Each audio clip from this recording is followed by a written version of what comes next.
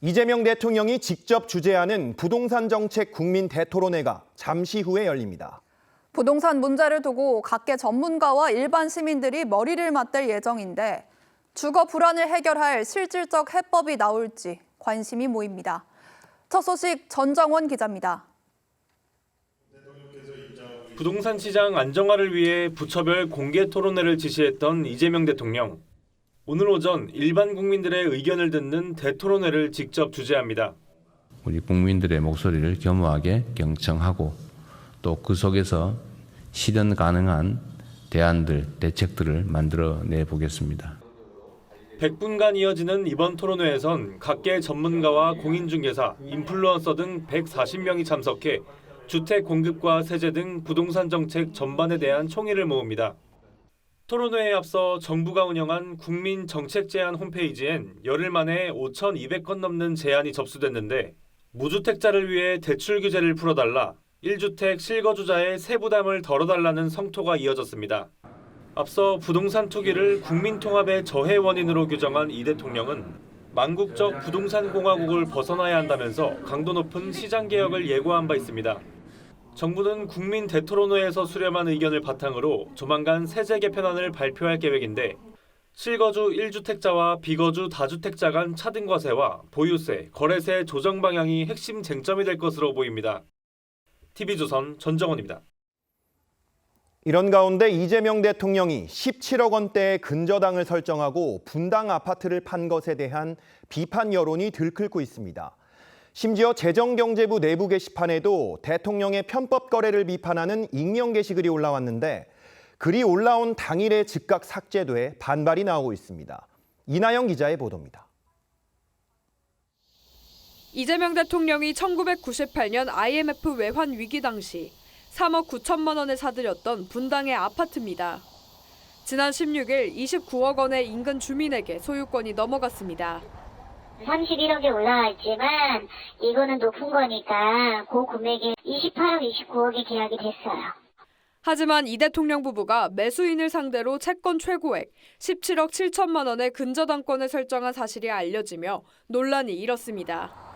매매가의 60%가 넘는 돈을 나중에 받기로 하고 집부터 넘겨준 뒤 해당 아파트를 담보로 잡아둔 겁니다. 이를 두고 지난 21일 재정경제부 내부 게시판에는 정부의 대출 규제와 대비해 대통령의 아파트 거래를 비판하는 글이 올라왔습니다. 게시글에는 주택담보대출이 나오지 않으면 사금융을 활용하라는 취지의 내용이 담긴 것으로 알려졌지만 글은 당일 곧바로 삭제됐습니다. 게시판 관리위원회는 공무원의 정치적 중립과 품위 유지 의무를 지켜야 한다며 비방이나 과도한 정치적 논쟁, 허위사실 유포에 해당하는 글은 게시해서는 안 된다고 밝혔습니다. 재경부 내부에서는 삭제 기준이 일관되지 않다는 반발도 나옵니다. 2024년 비상계엄 사태와 당시 경제부 총리를 비판한 글은 여전히 게시판에 남아있는데 유독 이 대통령을 겨냥한 글만 즉각 삭제됐다는 겁니다. 일부 진보 성향 온라인 커뮤니티에도 일반 국민 주택담보대출은 막으면서 대통령이 내로남불하고 있다는 등의 비판 글이 잇따르고 있습니다. TV조선 이나영입니다. 근저당 설정 비판에 청와대는 전문가를 내세워 해명에 나섰습니다. 그런데 이 과정에서 이 대통령이 17억 원대 근저당에 대한 이자를 받지 않기로 한 사실이 추가로 드러났습니다. 매수자의 사정을 배려해 준 거래라고 했지만 야당은 대통령 스스로 정부 규제를 우회한 거라며 공세를 이어갔습니다. 최지원 기자입니다. 안녕하세요. 청와대는 이재명 대통령의 분당 아파트 근저당권 설정 논란을 주제로 자체 유튜브 방송을 진행했습니다. 청와대 참모나 공직자가 아닌 부동산 규제 옹호론자로 알려진 외부 전문가를 초대해 인터뷰하는 방식이었습니다. 대통령께서 그래 그러면 당신이 집 팔고 돈 준다고 하니 내가 그럼 그거 믿고 해줄게 근저당을 설정하신 겁니다. 그러니까 매수자를 고려한 대통령의 어떤 매매 어떤 행위라고 보시면. 한 교수는 근저당권 설정은 매수인이 조합원 지위를 받게 하려는 배려였다거나 매도 자체가 주거 안정을 위한 솔선수범이라고 띄웠습니다. 이 과정에서 이 대통령이 17억여 원 근저당에 해당하는 이자를 받지 않기로 했다는 사실도 공개됐습니다. 통상 잔금 지급을 몇 달간 유예하면 액수가 크다 보니까 네네네. 이자만 해도 상당할 거지 않습니까? 그런데 네. 이자를 받지 않기로 한 것으로 확인이 됐습니다. 국세청은 최근 4인 간 채무 과다자를 탈세 유형 가운데 하나로 꼽으며 이자 지급 여부를 엄격하게 검증하겠다고 밝힌 바 있습니다. 근저당 17억여 원을 받기로 한 10월 말까지 약 2천만 원 정도의 이자가 발생할 걸로 추정되는데 이럴 경우 매수자는 200만 원가량의 증여세만 내면 됩니다. 청와대는 무이자에 따른 증여세 문제는 규정에 따라 처리될 거란 입장을 냈습니다. 장동혁 국민의힘 대표는 대출을 빙자한 증여가 무한대로 가능해진다고 비판했습니다. 정점식 원내대표도 기상천외한 외상거래야말로 편법의 전형이라고 꼬집었습니다. TV조선 최주원입니다. 앞서 전해드린 대로 이재명 대통령이 분당 아파트를 매각하면서 17억 7천만 원의 근저당을 설정한 방식을 두고 이 논란이 거셉니다.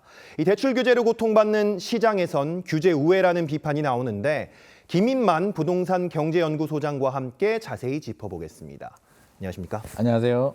이재명 대통령이 분당 아파트 매각 방식을 보면 이거 급하게 좀 사고 팔았다 약간 이렇게 볼 수 있을 것 같은데 이 근저당 방식이라는 게 어떤 건지 또 이 보통 어떤 상황에서 이런 것들을 하는 건지 좀 쉽게 좀 설명 부탁드리겠습니다. 이번 거래가 좀 이례적이긴 합니다. 왜냐하면 계약하고 등기까지 이틀 만에 모두 다 해결이 됐거든요. 네. 우리가 보통 계약하게 되면 짧아도 2달 아니면 한 3개월 정도 시간이 걸리는데 2달 만에 했다는 얘기는 이제 빨리 진행이 됐다는 얘기인데 빨리 진행을 하려면 이제 어떤 조건이 붙어야 되죠. 자금 마련이 이틀 만에 30억이라는 돈을 마련해서 이렇게 지급하기가 쉽지 않습니다. 네. 특히 최근에는 이제 대출 규제가 많기 때문에 대출이 2억 나오면 29억이면 취득세를 빼더라도 27억이라는 현금을 마련해서 납부를 해야 되는데 그런 자금 마련이 현실적으로 좀 쉽지 않은 상황입니다. 근저당 방식은 이제 우리가 은행에 돈 빌리게 되면 은행에 돈 빌려주고 너 안 갚으면 어떻게 할 건데 나는 불안하잖아 라고 하면 물건이라고 하죠. 근저당이라는 물건을 등기부등본 을구에 체결하게 되면 네. 이게 물건이라고 해서 소유권과 같은 강력한 권리를 가집니다. 17억 7천에 대해서는 나의 권리이기 때문에 돈을 안 갚으면 경매로도 마음대로 넘길 수도 있는 권리인데 17억 7천을 설정했다는 얘기는 매수자가 자금 마련을 못했다는 얘기고요. 네. 전세가 11억 3천이 들어있다고 합니다. 그러면 11억 3천에 맞춰서 17억 7천이면 거의 대부분 돈이 일단 지금은 이전되지 않고 나중에 주기로 약정을 한 일종의 사금융이죠. 돈을 받고 소유권을 넘겨야 되는데 안 받고 넘기고 근저당만 설정했기 때문에 실질적으로는 대통령이 매수자한테 돈을 빌려준 격인 사금융에 해당이 됩니다. 그러면 우리는 일반적으로 이런 거래를 쉽게 하느냐? 이게 불법은 아닙니다. 분명히 말씀드리지만 불법은 아닌데 일반적으로 이렇게 하자라고 하면 집주인들이 대부분 거절합니다. 아, 근데 소유권을 넘기는데 불편하게 그 돈도 안 받고 근저당 설정하고 내가 굳이 이렇게 해야 돼? 라고 해서 거절하는 방식인데 이걸 했다는 얘기는 아마도 지금 시기적으로도 그렇고 뭐 여러 가지 이유 때문에 빨리 좀 처분해야 되는 상황인 것 같습니다. 네. 이 청와대에서는 매수인을 배려한 정상적인 거래다 이렇게 설명을 했습니다. 그런데 이자를 안 받는다고 하더라고요. 이거 증여 이슈가 좀 생길 것 같은데 어떻게 보셨습니까? 아, 이게 일반적인 우리 사회 통념상은 뭐 3개월 정도야. 뭐 내가 능력이 되니까 나 안 받을래. 뭐 이렇게 충분히 넘어갈 수 있는 사안이에요. 사안인데 이게 법적으로 따지게 되면 이게 사금융이기 때문에 이자를 받는 게 저는 정상이었다고 생각이 되고요. 이게 과거에는 우리 관행적으로 아유 그럴 수도 있고 근저당 설정할 수도 있고 돈 좀 덜 받을 수도 있고 다 넘어가는 문제인데 최근에는 뭐가 문제가 되냐면 이제 부동산 집값을 잡기 위해서 좀 강하게 어떤 압박이 들어오면서 최근에 이런 거래를 하게 되잖아요. 제 앵커님과 제가 만약 이런 거래를 했다. 제가 17억 7천 근저당 설정하고 거래를 했다라고 하면 일단 부동산원에서 소명하라고 소명 자료가 날아옵니다. 네. 그러면 둘이 무슨 관계인지 자금 계획이 어떻게 되는지 미흡하다라고 하면 소명을 이렇게 나는 매수인을 배려했다. 배려해서 나는 돈이 있으니까 이자를 안 받았다. 이렇게 소명하게 되면 소명이 미흡하다고 해서 국세청으로 넘겨서 세무조사 들어오거든요. 네. 그래서 일반 국민들은 하고 싶어도 집값의 60%를 근저당 받는 게 굉장히 리스크가 큰 거래인 건 분명한 사실인 것 같습니다. 네. 자, 이 강력한 대출 규제로 집을 사지도 팔지도 못하는 실수요자들 사이에서는 아마 박탈감이 굉장히 클 것 같습니다. 현장 민심이 좀 궁금합니다. 어떤 분위기입니까? 분위기가 그렇게 좋지는 않습니다. 왜냐하면 이제 우리가 어떻게 보면 굉장히 편안한 상태, 불만이 없는 상태, 집을 대출받아서 사고 싶으면 사고, 사기 싫으면 안 사고 이런 분위기였다면 충분히 이해할 수 있고 뭐 그럴 수도 있지, 사정이 있으면 건저당 해줄 수도 있지라는 상황인데 네. 작년부터 대출 규제가 너무 강화돼서 25억 넘어가게 되는 집은 대출이 2억만 나옵니다. 실질적으로 대출이 안 나오니까 아니면 전세 끼고 사야 되는데 토지거래가로 묶여서 또 전세 끼고 살 수도 없습니다. 역설적으로 말하면 대통령 집도 대출이 안 나오고 토지거래가 묶여서 전세 끼고 못 사니까 거래가 안 되는 겁니다. 시세가 뭐 호가는 31억 나와 있다고 하는데 거래가 될 리도 없고요. 지금 분위기상 29억도 거래가 안 되는 가격이거든요. 네. 왜? 대출이 안 나오고 전세 끼고 살 수가 없으니까. 대통령도 이렇게 못 파는 집 상황에서 대통령이 건재당을 설정하고 사금융으로 팔았다고 하니까 많은 국민들이 우리는 대출도 못 받게 하고 전세 끼고도 못 사게 하는데 우리는 사금융을 하기에는 너무 리스크가 큰데 이렇게까지 팔았다고에 대한 분노. 그러니까 결정적으로는 대통령이 이렇게 건재당을 설정해서 팔았다는 그 자체보다도 왜 우리는 이렇게 힘들게 하느냐에 대한 네. 그 분노가 큰 것 같습니다. 네. 자, 잠시 후에 이제 부동산 정책 국민 대토론회가 열릴 예정인데 여기에 직접 참석하실 예정이시더라고요. 네네. 혹시 질문할 기회가 주어진다면 어떤 걸 좀 질문하고 싶으십니까? 저는 두 가지를 일단 좀 질문하고 싶은데요. 이번 세제 개편의 방향이 다주택자 규제, 초고가 주택 규제, 비거주 1주택자에 대해서 세금을 올리겠다라고 하는데 올리는 목적이 그러면 서울 집값이 안정되는 거 맞는가? 지금 15억 이하 중저가 아파트들이 서울 상승을 주도하고 있는데 초고가 주택 을 올린다고 해서 과연 중저가 아파트가 안정이 될까? 그리고 전월세 시장이 불안한데 비거주자나 다주택자를 규제했을 경우 세금을 올렸을 때 세입자 부담이 늘어나는데 이 문제는 어떻게 해결할 것인가를 일단 저는 묻고 싶고요. 네. 거래세를 올리고 양도세를 내린다고 하는데 또 양도세는 진짜 내릴 수 있는 건지 어떻게 내릴 건지 구체적인 방안을 좀 질문을 하고 싶습니다. 네, 정부가 구체적인 답변을 주기를 바랍니다.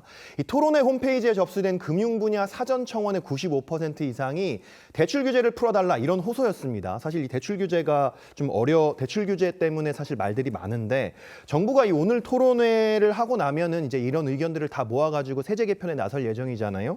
대출 규제 완화할 가능성 얼마나 있다고 보십니까? 저는 거의 없다고 보고요. 뭐 대출 규제는 현 정부의 정책 기조 방향성이기 때문에 일반적인 대출 규제를 풀어줄 가능성은 없습니다. 하지만 청년층의 불만이 많기 때문에 아마 조건부로 뭐 39세 이상 청년들이 생애 최초로 집을 살 때는 뭐 LTV를 좀 늘려준다든지 물론 소득 기준은 보겠습니다만 조건부로 일정 부분 살짝 늘려줄 수는 있습니다만 이번 의견 제시한 내용을 보게 되면 이게 대출이라는 게 전세 대출도 해당이 되고 매매 대출도 해당이 되고 많은 분야에서 해당이 되는데 국민들이 원하는 만큼 대출이 예전 수준으로 이렇게 원복되기는 좀 어려울 것 같습니다. 네, 알겠습니다. 잠시 후 부동산 대토론회 잘 지켜보겠습니다. 오늘 소장님 말씀 여기까지 듣겠습니다. 감사합니다.